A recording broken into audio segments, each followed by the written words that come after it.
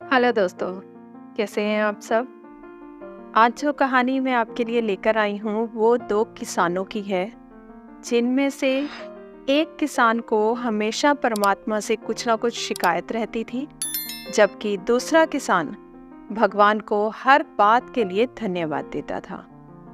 तो चलिए कहानी शुरू करते हैं। पुराने समय की बात है, किसी गांव में दो किसान रहते थे। दोनों बड़े गरीब थे। उनके पास बहुत थोड़ी जमीन थी जिस पर खेती करके अपना व अपने परिवार का गुजारा किया करते थे। समय गुजरता गया और एक दिन उन दोनों की मृत्यु एक साथ ही हो गई। दोनों को यमराज के पास ले जाया गया। यमराज ने पूछा, बताओ कि तुम्हारे जीवन में क्या कमी थी और तुम्हें क्या बनाकर पुनः इस संसार में भेजा जाए। पहला किसान क्रोध से बोला, प्रभु, आपने इस जन्म में मुझे बहुत ही घटिया जिंदगी दी। कुछ भी नहीं दिया मुझे। पूरा जीवन मैंने खेतों में बैल के भांति काम किया। जो थोड़ा बहुत कमाया भी वह पेट भरने में खर्च हो गया। ना तो मैंने और ना मेरे परिवार ने अच्छे वस्त्र पहने और ना ही अच्छा भोजन खाया। ये सुनकर यमराज कुछ समय मौन रहे, फिर पुनः बोले, तो अब तुम क्या चाहते हो? इस पर किसान बोला, कुछ ऐसा कीजिए कि मेरे चारों ओर से पैसे ही पैसे बरसे, परंतु मुझे किसी को कुछ न देना पड़े। प्रभु बोले, तथास्तु।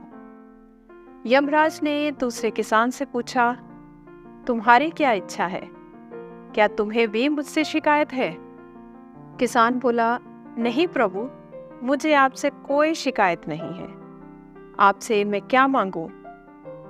आपने मुझे सब कुछ दिया, दो हाथ पैर, खेती करके अन्न उगाने के लिए जमीन, भूख लगने पर भोजन, तन ढकने के लिए पर्याप्त मात्रा में वस्त्र।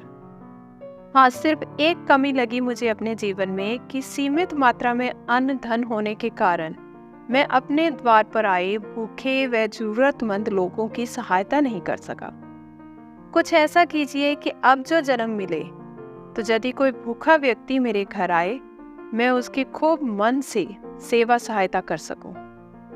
यमराज उसकी बात सुनकर प्रसन्न हुए और बोले, तथास्तु। दोनों किसानों को पुनः उसी गांव में जन्म मिला। समय बीता, दोनों बड़े हुए। पहला किसान, जिसने अपने चारों ओर धन की और किसी को कुछ ना देने की कामना की थी, वह उस गांव का सबसे बड़ा भिखारी बना। हर कोई उसकी झोली में धन डालता, किंतु उसे किसी को कुछ भी न देना पड़ता। दूसरा किसान उस गांव का बड़ा धनी धर्मात्मा व्यक्ति बना। कोई भी उसके द्वार से खाली न जाता, वह सबकी तन मन धन से सहायता करता।